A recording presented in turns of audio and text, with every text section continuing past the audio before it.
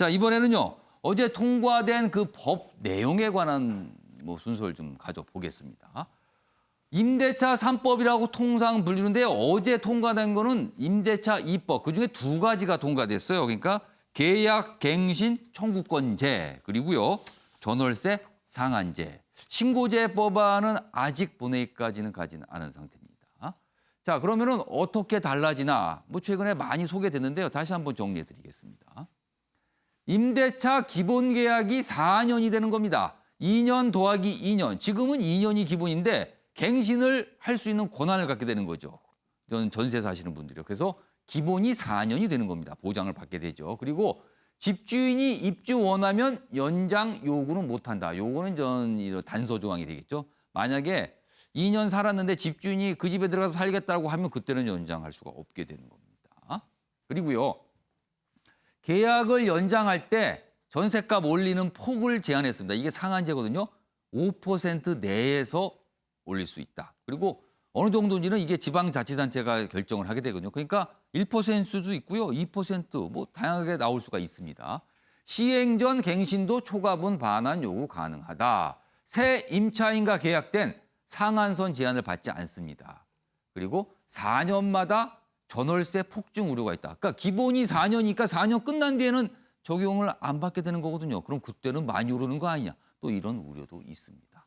자, 이런 상황에서요. 다음 기사 하나 더 보겠습니다. 집주인의 역습이다.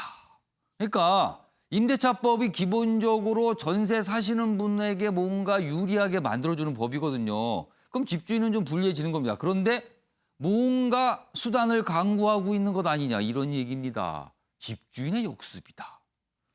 전세 대출 연장을 거부하거나 신규 전세값 확 올릴 우려가 있다는 거죠. 그러니까 이번에 전세인이 빠져서 다른 새 전세인이 왔을 때 아예 이참에 많이 올리자. 어차피 4년 동안 못 올린다. 이런 경우가 있을 수 있고요. 그리고 전세 들어오신 분이 이제 대출 받은 경우에 이거는 집주인이 뭔가 좀 해줘야 되거든요. 근데 그거 거부한다. 나 안 해줄 거다. 이렇게 나올 수도 있다는 겁니다. 복잡해지는군요. 이렇게 되면 이게 또 갈등 관계가 되잖아요. 이렇게.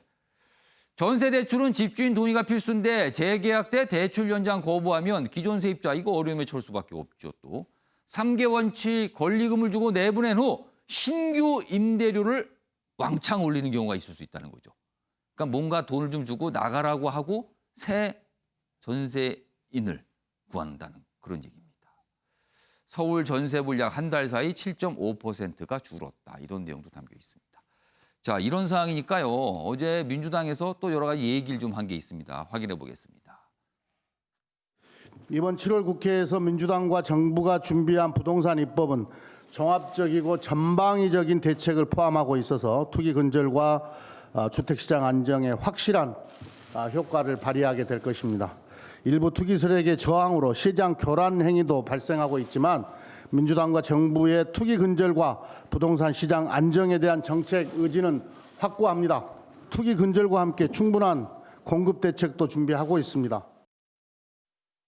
관련 기사 하나 더 있습니다. 보시죠. 역시 전망을 좀 담고 있습니다. 월세 전환 빨라진다. 전세 시대 종말 임박한 건가. 주거 문화가 바뀐다. 그러니까 이렇게 되면 전세를 다 월세로 돌린 경우가 있지 않겠느냐 이런 거예요. 그럼 전세는 우리나라 아주 특유의 고유의 제도인데 이거 사라지는 건가. 이런 전망들을 내놓고 있습니다. 새 시장 질서로 전세 소멸할 수 있다. 이런 분석도 나오고 있습니다. 김근학 교수님. 네. 새로운 제도가 나온 거죠. 아무래도 처음이니까 혼란스러울 수 있는데 또 편법이 등장할 수도 있다. 여러 가지 우려들이 있어요, 지금. 그렇죠. 그러니까 여러 가지 부작용 같은 것들이 예상이 되는 거거든요. 아까 얘기한 대로 이제 대출 연장을 동의를 해줘야 되는데 집주인이 그걸 안 해줄 수도 있는 것이고. 또 집주인의 권한이란 말이에요. 그렇죠. 그거는. 그리고 이제 만기가 돼가지고 2+2 하고 나서 새로 이제 세입자들이 들어올 때 그때 굉장히 많이 큰 폭으로 상승을 시킬 수 있는 그런 요소도 있는 것이고 지금 바로 우리가 얘기를 했지만 전세에서 반전세라든가 아니면 월세라든가 이런 걸로 이제 바꿔서 실질적으로 이제 손실을 임차인에게 이제 전가하는 현상들이 만들어질 가능성이 있거든요. 그럴 경우에는 전세 물량 자체가 줄어들게 되잖아요. 그래서 사실은 이 심의권이 국회에 보장된 이유가 여러 가지 이런 부작용의 문제들을 최소화하는 그 과정이 그 입법 과정에서 절차적으로 이제 보장된 것이거든요. 그런데 지금 이 상황에서 우리가 두 가지잖아요. 하나는 내용적인 측면도 있고 절차적인 측면도 네. 있는데 절차적 측면에서 사실은 뭐 소위원회가 구성이 안 됐다라고 얘기를 하는데 그것이 야당 때문에.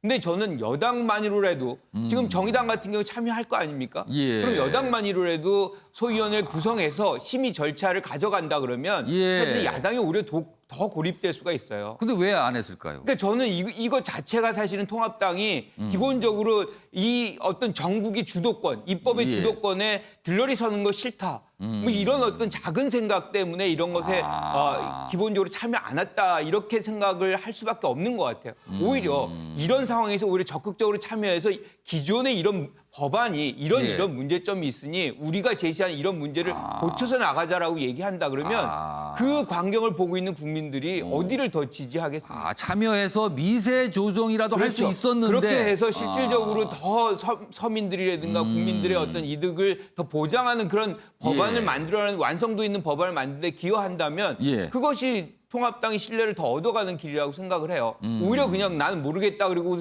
지금 아무것도 안 하는 예. 이 장면이라는 것이 더 무책임하게 느껴질 수 있다는 것이죠. 분명히 허점이 있을 수가 있거든요. 그래서 예. 지금 여당이 이런 절차를 넘어가가지고 나중에 허점이 발생됐을 때 그 책임을 누가 질 것이냐.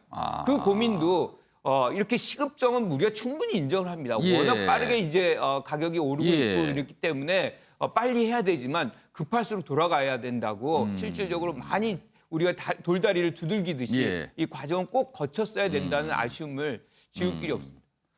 주홍 교수님, 항상 이런 문제가 불거질 때 아주 통상적으로 나온 질문이 있습니다. 규제가 계속 이게 추가가 되는 거잖아요. 지금도 사실은 어떻게 보면 규제라고 할 수 있어요. 네. 자, 그러면은 정부의 규제와 시장이 맞서는 상황 또 벌어지는 거 아닙니까? 지금 이 상태면요.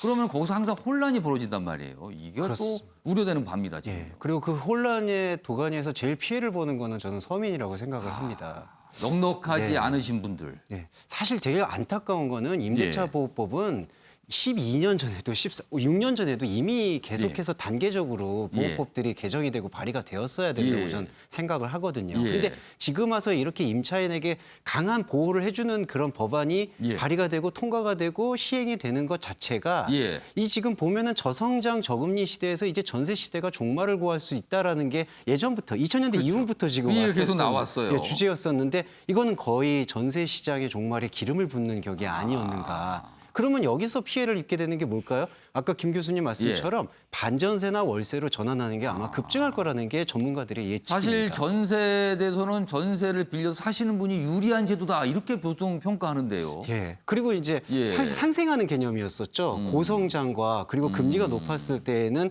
또 전세를 갖고 있는 예. 임대인에게도 유리한 어떤 소득 수단이었으니까. 하지만 저성장 저금리 시대가 이제 변하지 않을 거라는 기존 예. 안에는 이거는 여기서 가장 피해를 보는 것은 서민 주거의 안정에 취약함이 있다. 그렇기 때문에 공공임대라든지 싱가포르 예. 모델 여러 가지 상황들도 같이 보완이 돼야 되는데 예. 지금 저는 전체적으로 평가할 때는 너무 시급하게 움직인다. 예, 정부 자체가. 너무 서둘렀다는 거네요. 예, 시장은 여기서 더 불안을 느끼고 이른바 패닉 바잉이라는 예. 그런 현상들을 일으키고 있는 게 아닌가. 예. 시장의 저항은 더 커질 거라고 예측합니다. 다음 주에도 아마 비슷한 기사가 있을 거예요. 다음 주에도 또 법 하나가 좀 남아 있거든요. 그게 또 최종 처리가 되고 또 공포가 되면 또 여러 가지 내용들이 좀 다뤄질 것 같습니다. 자, 뭐 부동산과 관련된 내용 이 정도로 마무리하고요.